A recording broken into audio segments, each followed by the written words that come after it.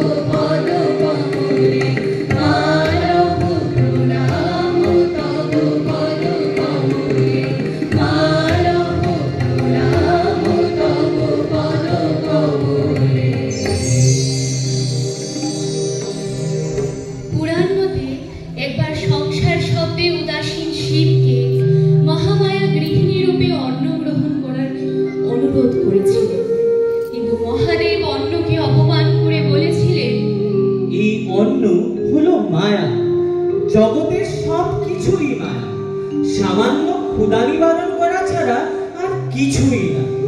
জ্ঞান ক্ষুধাই হলো মহাসত্য, অন্য ক্ষুধা নয়। ক্রুদ্ধ হয়ে মহামায়া তখন বলেছে, যে অন্য ভোজনে ত্রিভুবনে রক্ষা হয় কায়া, তারে বলো তুমি মায়া। অজ্ঞানের অন্ধকারে বিদ্রোহ করো তুমি আমারে।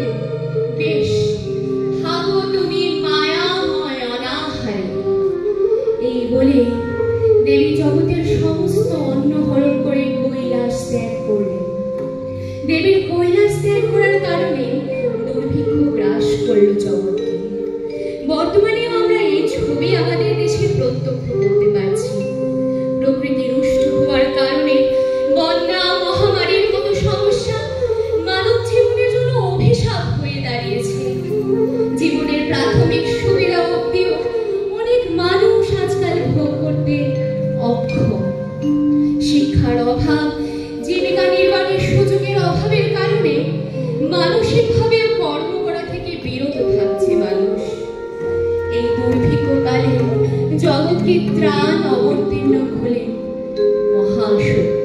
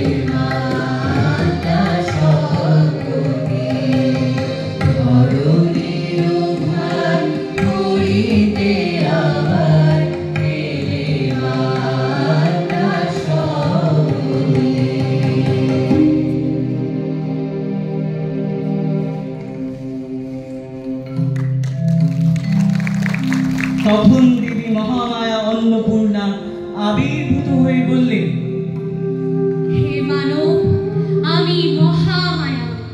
এই জগৎ আমারই সৃষ্টি।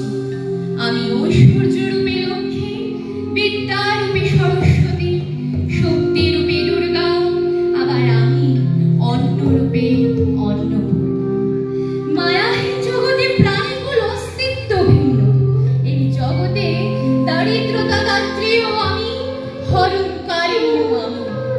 মানব জাতি কর্মের অধীন। পূর্বজন্মের কর্মের ফল এই জন্মে ভোগ করা যায় প্রারব্ধ। আর যদি তোমরা অন্যের অভাবে দুঃখ পাইয়াছ, তাহা তোমাদের কর্মের শাস্তি। কিন্তু দারিদ্রতা ভঞ্জন করার সামর্থ্য আমি তোমাদের দিয়াছি। কিন্তু তোমরা লোভ, হিংসা, অহংকারে মত্ত হইয়া সেই সম্পদও হারাইয়াছ। প্রশ্ন করো নিজ মন্ত্রে, কখনো কি অন্যের অপমান করো নাই? অন্য অপচয় করো নাই?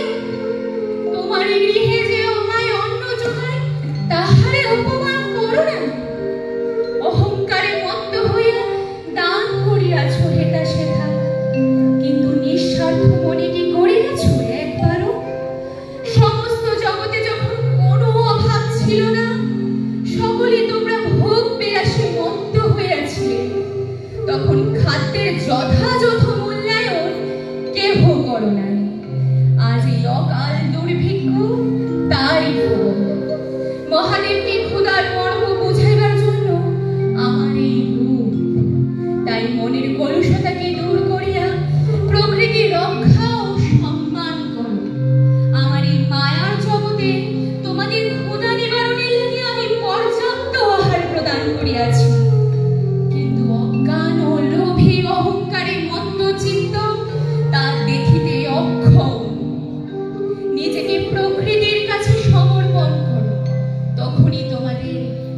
কল্যাণ হইবে।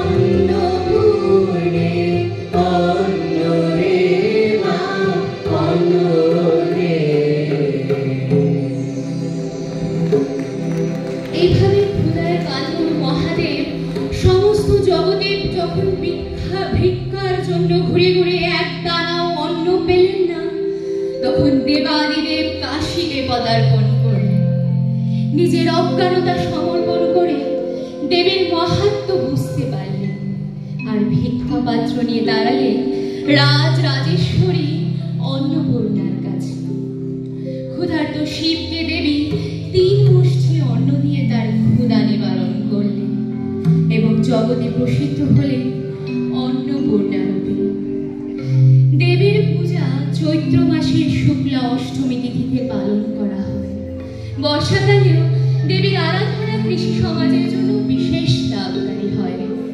দেবী তার অন্নপূর্ণা রূপ দিয়ে জগৎকে এই শিক্ষাই দিলেন যেন আমরা কখনো অন্যের অবজ্ঞা না করি, এবং যে আমাদের গৃহে অন্ন যোগায় সেই মাতৃরূপী দেবীকে অবহেলা না করি, আর অহং মুক্ত হয়ে শিব জ্ঞানে জীব সেবার কর্মের রত থাকি।